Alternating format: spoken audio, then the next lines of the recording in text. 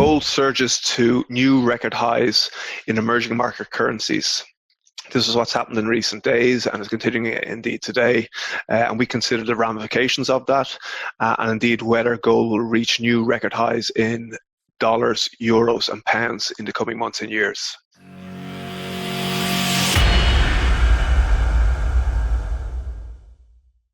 Hi, I'm Marco Byrne, the Research Director of goldcore.com, your precious metals specialist.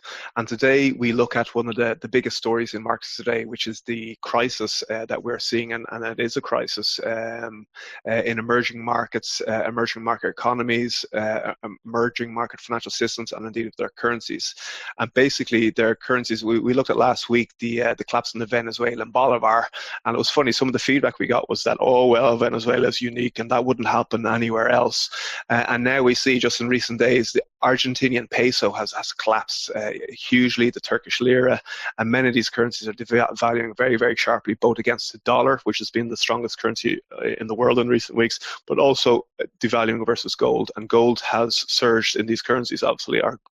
These big currencies have fallen in gold terms, but the net result is gold is at all-time record highs in some of these currencies. And again, it's acting as a safe haven and protecting people when they need a safe haven asset. Gold is acting as a safe haven asset, is acting as a hedge against the devaluation of these currencies.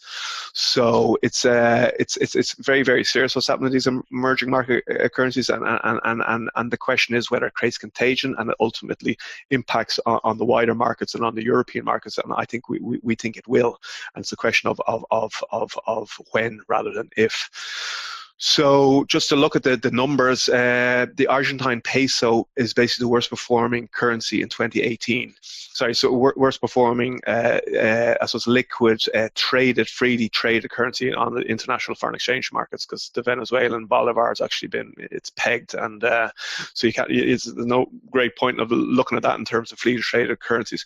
But the Argentine peso, worst performing currency in 2018, it's down 51%. In just this year alone. So in 8 months, 2/3 of a year, it's down. They've lost 51% of the value of the Argentine peso, and so it's a huge devaluation. The next worst one is the Turkish lira, and they've had very sharp falls again in recent days. It's down 43.6% in 8 months. So just this year alone. So the Argentine peso is the worst performing currency, as I said, 51.7% down. Then the Turkish lira, 43.6%. Then the Brazilian real, which is down 20.3%. Then the South African rand, 15.8%. Russian ruble, 15.6%. Indian rupee, 9.7%. So yeah, these are huge devaluations, and what's interesting and no one's talking about is inflation has taken off in these economies in a huge way. If you look at we keep an eye on the price of all the major commodities, and if you look at the price of wheat year to date, wheat is up massively so far this year in dollar terms. So we continuously in our market update look at at finviz.com, and they have a wonderful year to date and annual charts of all major commodities and assets, and you can see that wheat is up 28% year to date in dollar terms. So if wheat is up 28% in dollar terms, in Argentine peso and Turkish lira, it's up 50, 60, 70, 80%, So inflation's taken off. I think inflation in Turkey has already gone from a low of 7% about a year ago to up in official statistics saying that the inflation rate is 18% in Turkey. And obviously after devaluation in the last few days and the last week or 2 weeks, that inflation rate is going to go a lot higher, So, and oil prices in dollar terms this year are up nearly 16%. So the dollar is the strongest currency in the world. Oil prices are up 16%, the strongest currency in the world. So you can imagine the oil price in these emerging markets has gone up much more. Inflation is going to take off in a huge way. Some economies are going to have hyperinflation. Some are going to have stagflation. But they're going to have very serious inflation one way or the other. And then the question becomes, the narrative is, oh, well, these are unique emerging markets. They're very different to the Western world. And they are. Obviously, there's huge differences. But there's some interesting similarities as well, which is just the huge amount of debt that there is in these economies, and we do think that there is a real risk of contagion. How the contagion might manifest is that it may I think Turkey is probably the Achilles heel of the European Union and indeed the European banks, because a lot of European banks have lent a lot of money into Turkey, into Turkish banks, into the Turkish economy. I think the Spanish banks are the most exposed in this regard, and then the Italian banks. So there is concerns again about the periphery bond markets in Europe, Spain and Italy, and I think that's how it manifested already. Just this morning, there's been safe haven demand for German bunds, and the premium between the 10-year German bond and the Italian 10-year bond has gone to, I think, the highest level in 5 years. So the people are moving out of Italian bonds and because of the risk, and they're moving into the German bond, which is obviously a safe haven asset like gold. So yeah, there is real risk contagion, and there's a lot of the narrative again, the mainstream, the economists, is that, oh, don't worry, this will be contained. These are unique economies, very, very different to the US and the European Union economies, and indeed the UK. But that was the same thing that people said in 2007 before the last financial crisis. 95%, 99% of economies said there wouldn't be a financial crisis, And today, these same economists, people at IMF, the World Bank, OECD, most mainstream economists today have not foreseen these emerging market crises, and they were all forecasting growth in these emerging market economies in this year, and none of them have forecast what's happened in terms of the collapse of these people's currencies. So you should take a lot of their prognostications with a pinch of salt. These are real risks, and they're manifesting right now, and they have ramifications for the wider markets.